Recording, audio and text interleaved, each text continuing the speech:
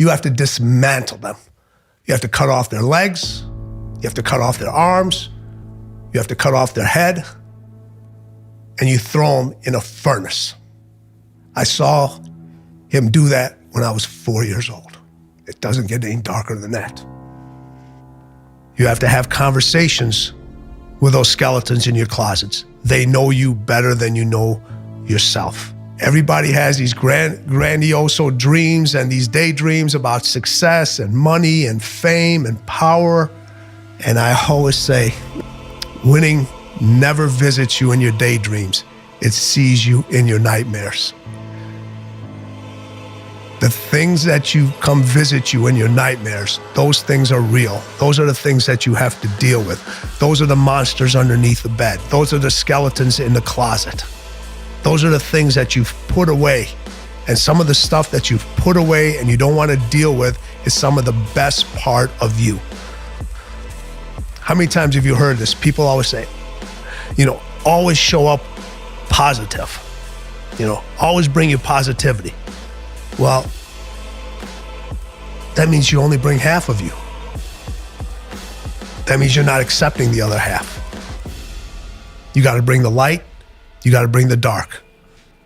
You got to bring the good. You got to bring the bad. In order to stand out, in order to fight. Many times you have to become that monster. But most individuals, when they become that monster, they don't know how to control it. And they let the monster control them. So it's a learning process. And all those years that you run from that monster underneath your bed, you're actually being taught, can you control that monster, or is that monster going to control you?